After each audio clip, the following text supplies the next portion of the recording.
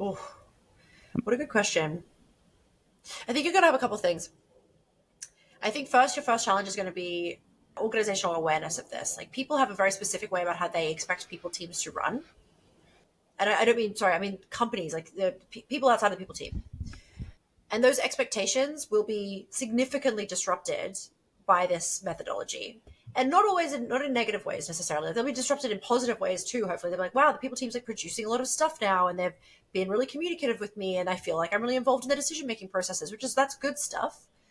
But it may be also, wow, this thing is an MVP. We're used to them going away for a year and producing this like very glossy piece of work. What, like, how do I interact with an MVP of something? Like it's iterative now. I've like all this negative feedback about their work all of a sudden. So you need to make sure that the organization understands this is the new approach we're taking, which involves you. You're part of the co-creation process. We're going to take your feedback on board. We're going to be much more transparent about the feedback and what we're doing with it. But also, you're going to see some work that's like half baked sometimes. It's going to be like good enough that you're going to get what you need out of it. Minimum lovable is what we aim for. But you may find it a little clunky or MVP, right? The integration may not work yet. Or we're just sending out a test to 50 people, not 150 people or 1,000 people. So that's the first thing. I think the next thing you're going to start seeing a challenge of is like obviously your own team, right? The bigger your company is, the bigger your people team is going to be. And that team, you really have to take them through like this. Stephen, I think your point was right before. This is complex. There's a lot of information to share with people. You probably have people in your team that are very scared by this idea. You probably have people in your team that just are organizational change resistant, which is what happens, that maybe have seen other CHROs or CPOs or VP people come in and say, we're going to change everything up. And then they've seen it fail and they're like, seen this before.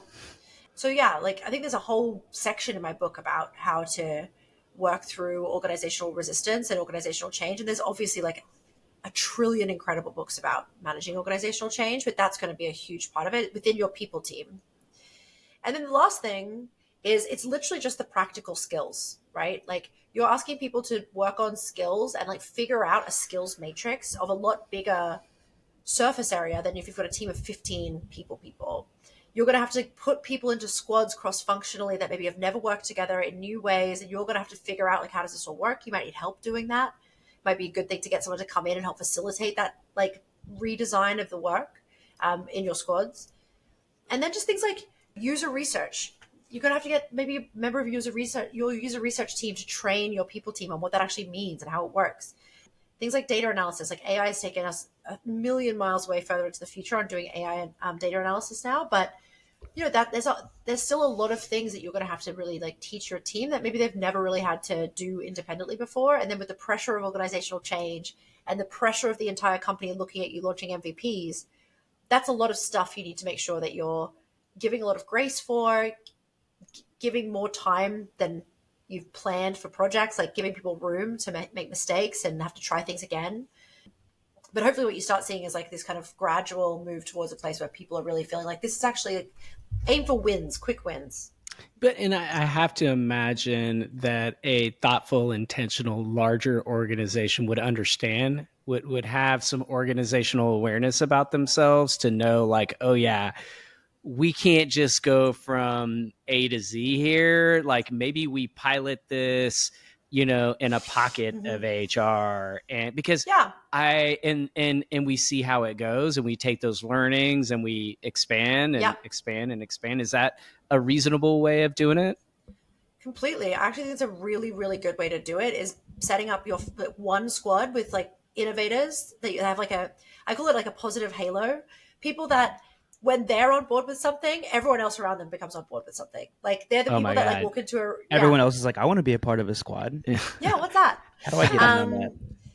So if you can find those people that are part of that like innovative, like positive, they have that positive halo, and you take them and say, okay, I'm really interested in doing this. We want to do a pilot.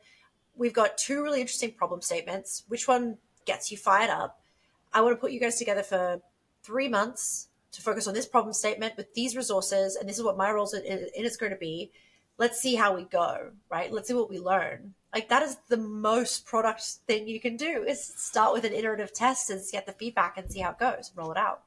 And I think, I mean, that would be if I were, and I grew up in HR at big companies, that would be my way of doing this, because we used to have a joke like, oh yeah, anytime there was a new HR transformation or initiative, we're like, yeah, just wait 3 years.